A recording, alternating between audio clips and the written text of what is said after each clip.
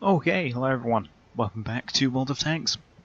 Here gonna do a review of this, the M4A1 Rev or Revalouise or Revolution, however you want to say it.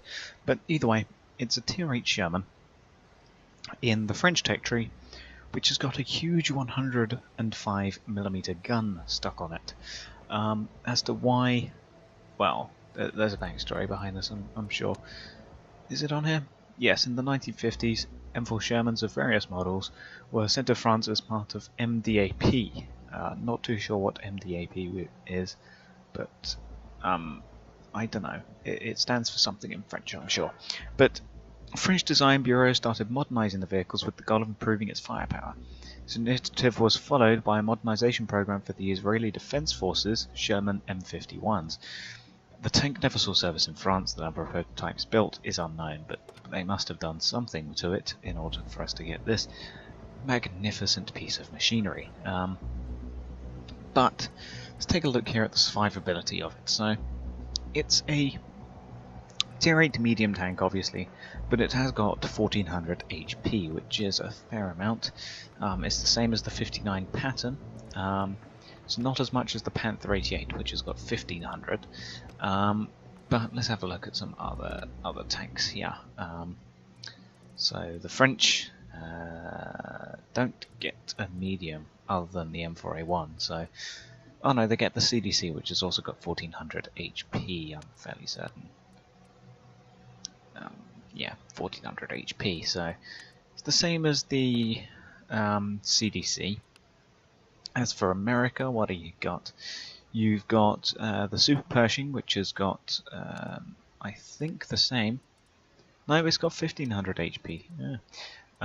You've got the Pershing, which is about 1400 perhaps. I'm not too sure on my Tier 8 mediums, but you've got, of course, the T-54 Mod 1, which is 1300 HP, so not as much. It's slightly less even. Then you got the Object, the T-54 or the T-44, and they all have, sort of roughly the same amount of HP. You got the Panther 88, obviously. You got the Panther 2, which I think is 1500 with the upgraded turret. So 1500. The Germans do have fairly high health for their medium tanks. And then of course you've got Britain. You've got where are we? Well, you've got the FE422P, which has got 1400 HP. And you've also got the Centurion 1, which starts off with a base of 1350, goes up to 1450 perhaps. So, I mean, the M4A1 is sort of batting in the same ballpark as the other Tier 8 mediums in terms of HP. However, in terms of armour, it's not quite so good. The most armour you have is on your turret, and that's only 63mm. 63 all around on the turret, and it does have some sloping, but come on. It's Tier 8, and you have 63mm of turret armour. The KV-5 has got possibly the least amount of penetration for any Tier 8 tank. Yet it will still go through the M4 like a knife through butter. I mean, this thing does not have a large amount of armour at all. It has 50mm at the front of the hull, 38 at the sides and rear. After all, this is just a Sherman, and therefore it has got the Sherman armour, no matter what tier you put it in. So, I mean, at Tier 5, this armour still isn't particularly great. So at Tier 8, it's even worse. So yeah, your armor's terrible. You can bounce. Well, I think overmatching mechanics of armor. If the gun is 3 times greater than the thickness of armor, so for example, the Panzer II has got 30mm of frontal armor. If the gun is 90mm or bigger, it will auto match. It will just penetrate through, even at an extreme angle. So, I mean, if somebody shoots you with a 150mm gun and you're at an extreme angle like this, it will bounce, but anything higher than that, it'll go straight through no matter what angle you're at. But something like the 59 Patton's gun, at, this 90mm, at this sort of angle, you will most probably ricochet off of the frontal armour, but something like what has a 150mm gun? Something like the E100 with its big derp gun. That will just auto-match through, almost. But anyway, I'm sidetracking. But so the point still stands. The armor's terrible. Let's just leave it at that. So, what about mobility? No. 35-ton tank, 460 horsepower engine. That's not going to cut it. Only has a 13.03 horsepower per ton ratio. I mean, 59 Pattern's got 14.08. Not much more, but it is more. The Scorpion, sorry, not the Scorpion. The Panther 88 has got even less, but German. I mean, the Scorpion's got 16. KV5's got something like 11. Yeah. IS3's got 10. So, I mean, it's only 2 more horsepower per ton than a KV5, and this is a KV5. What's it telling me to service? Oh, my repair kit. Okay. Good. So, yes.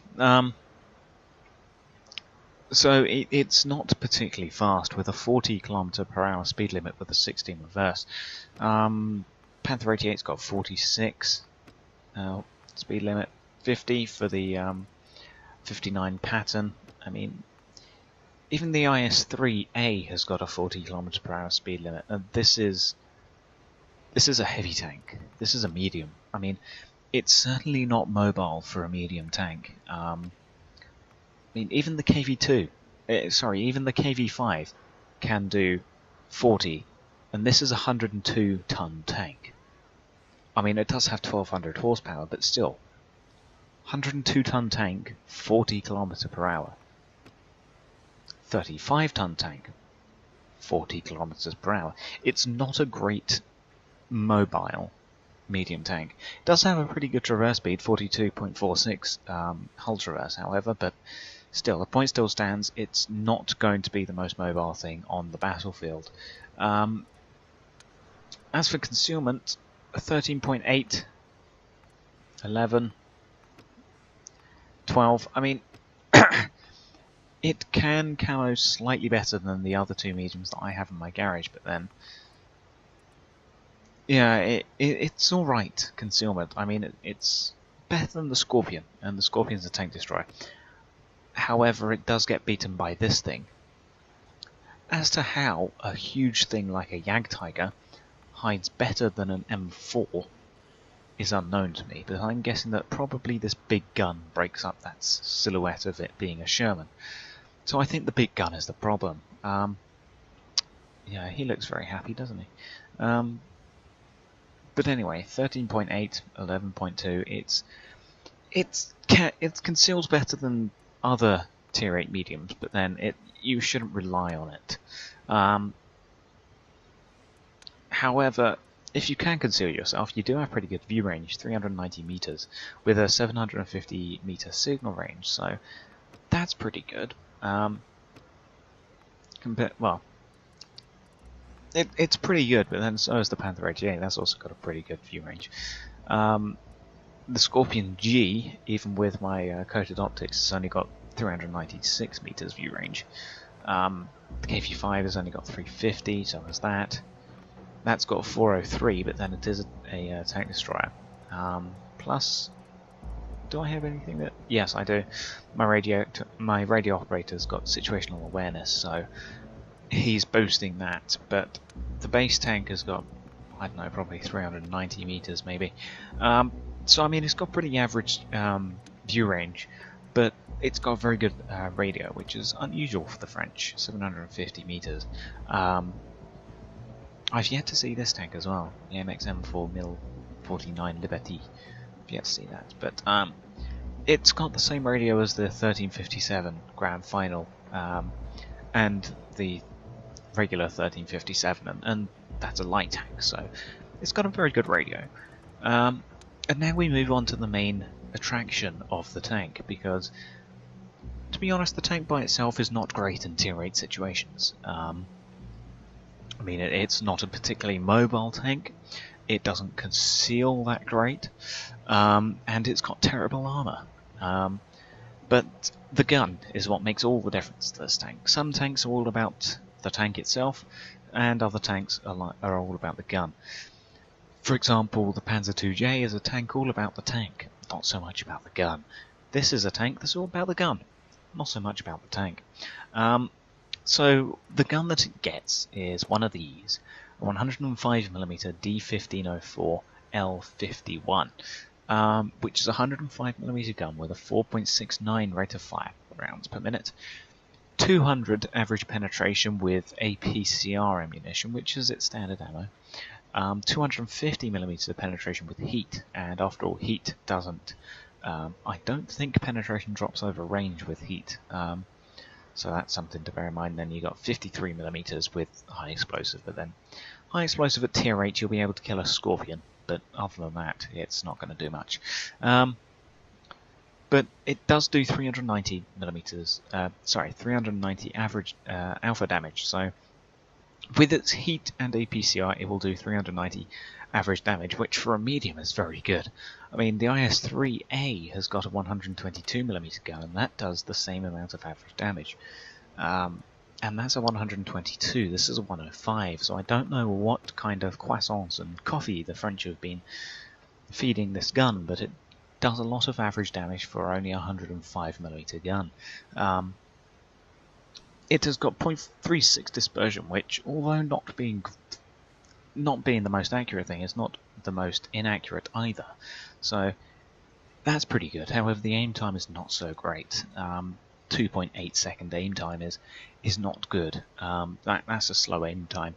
Not as bad as, you know, the D25Ts and the 122s that the Russians get, which always have their 3.4 second aim time. But it's still not great for the aim time. The aim time's not great, so overall it's a pretty solid gun when it hits. You know, 200mm of penetration, that's very good. I mean, the Yag Tiger only has 3 more than that, and that's a tank destroyer.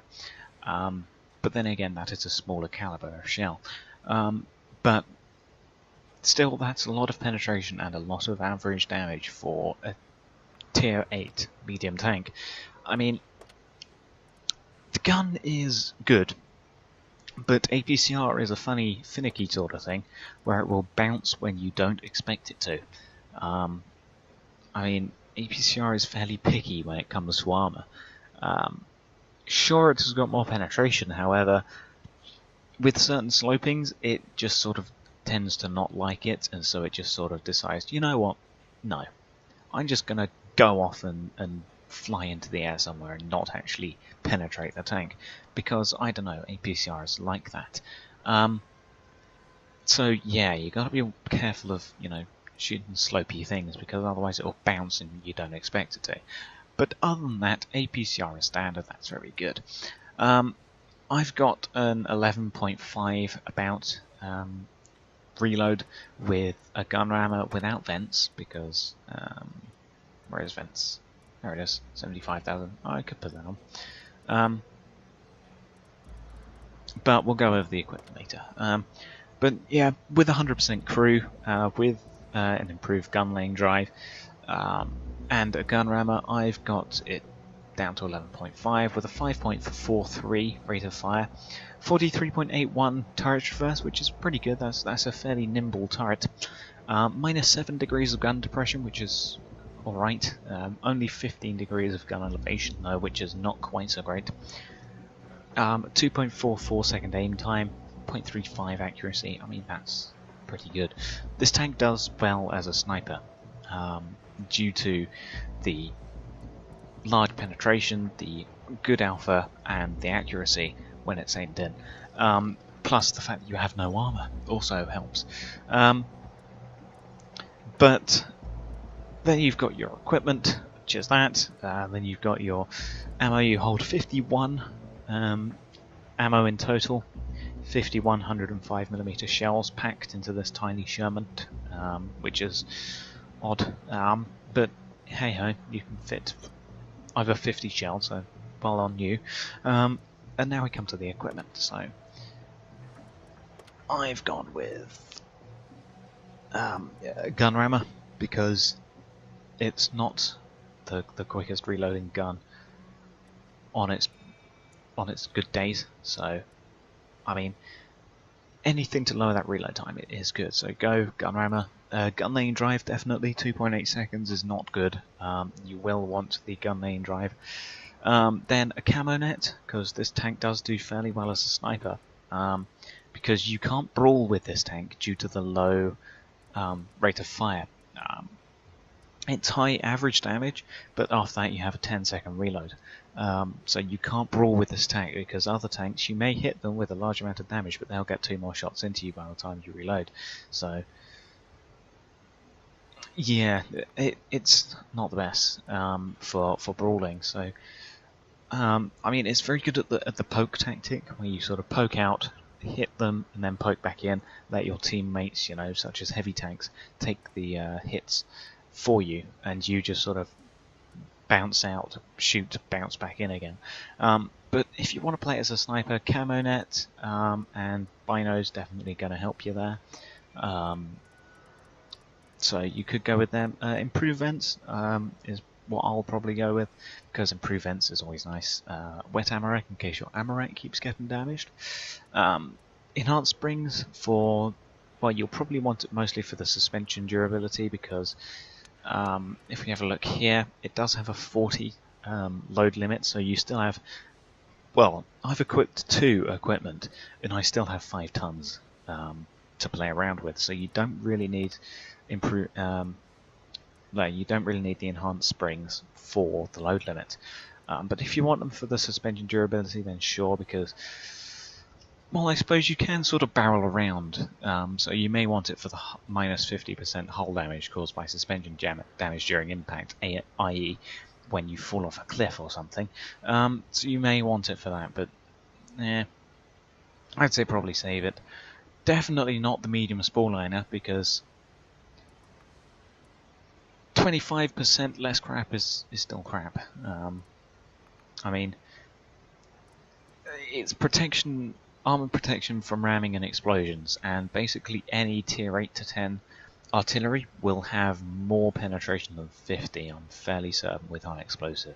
So, I mean, that's going to be useless for protection from explosions. As for ramming, still not really going to help due to your low armor, and, well, you might want it for the crew protection from injuries, but then there are always other consumables that you can use. So I would say no, don't go with that. I've gone over those 2. Coated optics in case you really want to get your view range up without sitting still, so it's sort of a alternative to binos. Tanks with CO2 in case your fuel tanks keep getting damaged.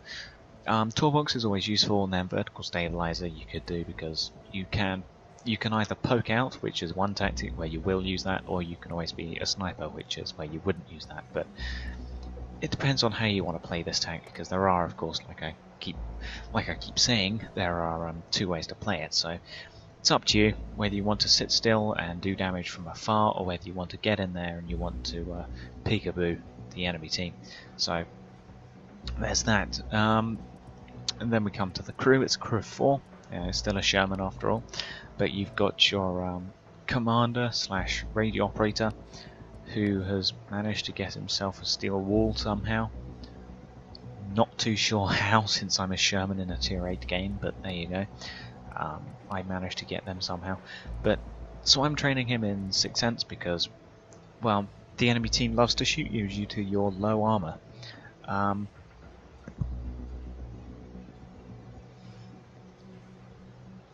However, you can always go, well, you don't need signal boosting due to the fact that you do have 750 meters signal range, so you don't need signal boosting, but relay will definitely help. It'll help your team definitely, because you do have a large signal range, so any allied communications within your radio coverage get a bonus to theirs, so that is always useful. So there you go. Relay is not a bad idea. Signal boosting, you don't really need it. Situational awareness, you could do. Probably not a priority, but but extra view range is always nice. So there you go. Go with situational awareness if you want. Call for vengeance, you could do. I just sort of have better skills to use, but if you've already maxed out those skills, then you could go with that. Eagle Eye is always nice to have, see all of the critical damage that you're doing. Jack of all trades if you want. Recon is always useful, get that view range up. Then you've got Mental, which I don't see the point in. Then you've got your common skills. With a gun of this size, Brothers in Arms will probably come in useful. But hey, up to you. But if you really want to go with a common skill, go with Brothers in Arms first. I'm training Deadeye for my gunner, because, you know, a big 105mm shell is going to want to do lots of module damage, so there you go, going with Deadeye. Snapshot you could do if you really want to brawl with people, but then I advise against it. But if you really want, then there's Snapshot. Armour, in case your gun gets damaged, I mean, you could do, but up to you if you really don't want to use a repair kit. Designate Target, you could do again, but then I think there are possibly better ones to use. But then again, there's only 4 gunner orientated special perks, then you've got the common skills and perks. So I mean, yeah, you could go with Designate Target if you want. Then you've got common skills. Once again, Brothers in Arms I would probably advise if you want one of them. Then you've got your driver. I'm training off-road driving because clutch braking is nice, however 42 degrees per second hold reverse is pretty good, so you don't need clutch braking over off-road driving in my mind. So I'm training him in that. You could go clutch braking if you want, but I think this is more beneficial to the tank. Preventive maintenance in case you keep getting set on fire. Smooth ride for when you fire on the move. I mean, you can fire on the move, but then if you miss, then you've got a 12-second reload. So I mean, yeah, it's up to you. I mean, if you want to take the shot, then take it. I tend to take the shots when I get closer, but yeah, up to you. Controlled impact in case you keep getting rammed or you keep ramming people. Don't know why you ram people, because you know, the reload time, the sluggishness, and also the low armor. So, but then if you really want to ram people, then go with it. Then you've got your common skills, Brothers in Arms. Then you've got your loader. So with the loader, I'm going with Adrenaline Rush because Adrenaline Rush is always nice. Safe Stowage in case your ammo rack keeps getting damaged. Intuition in case you keep switching between APCR and Heat. I mean, those aren't two shells that generally go side by side, but in this tank it's a rare occurrence. It's a rare case where they do go side by side. But if you want to switch between APCR and Heat, then you could do. I mean, in which case Intuition will benefit you, but I mean, up to you how you play. Then you've got your common skills, notably Bros in Arms. So overall, this medium tank is, well, let me use the special comparison list to compare. Let's add to comparison. Let's go with another tier 8 medium tank that is also a premium vehicle and is also a medium. So there you go, the Panther 88. So these are both vehicles that are available in the tech tree right now and also in the shop. And when I got loads of gold, I was wondering which tank should I get. And if we change it to 100% crew, there we go. I was wondering, do I want the Panther 88 or do I want the M4A1? Because, well, the M4A1 is nice, but so is the Panther, and here's the comparison. So looking at survivability, the Panther does definitely have the advantage on survivability. It's got more HP, it's got more armor. Not that the Panther's armor really counts for much, but I mean, skilled Panther drivers do know how to use it. So I mean, the Panther has got the more HP and the better armor. So in survivability, the Panther 88 definitely wins. In mobility, the Panther 88 also wins due to the higher load limit, but then it is a more weightier tank. It has a more horsepower engine, but then it has a lower horsepower per ton, but it goes quicker, but it does have a less traverse speed. So it says it wins, but they're sort of both side by side. As for concealment, the M4 does win. It does win. The Panther is a little bit away for both of these. But when it comes to spotting, they're both equal. They both have got the same view range, however the M4A1 has got a better signal range. But now comes the firepower, and the M4 definitely has the better standard shell damage. However, it doesn't have the advantage over the Panther 88 in shell penetration, in rate of fire, in reload time, in aim time, or in the dispersion, or in DPM. The only times that it outdoes the Panther 88 is in shell damage, in turret traverse speed, and in gun elevation. Those are the only categories that it wins in firepower. As you can see, that is a large difference between the two tanks, almost 100 in firepower. I mean, the M4A1 has got 88 less than the Panther 88, so the Panther 88 is definitely a more brawling tank than the M4. So if you like your brawling mediums, go with the Panther 88, but then if you prefer your longer range sniping, funny looking mediums, then go for the M4. But yeah, that's just to compare it quick to another available in-game medium. But I do like the tank. I mean, it's certainly a derpy looking thing, but the gun is just fun to play around with. Dropping a huge amount of HP damage onto a tank when they're not expecting it from a medium is certainly very fun. Plus, it's a Sherman. I mean, it's reminiscent of those days when you were playing down at tier 5, when people still sort of had an idea, but then also sort of still didn't. So, I mean, I do like the tank. If you can guess it, then sure, go ahead and guess it, because it is fun. And yeah, that's the M4 Revalouise, or Revolution, or Ravioli, or whatever you want to call it, or just the M4A1. So thank you for watching, and goodbye.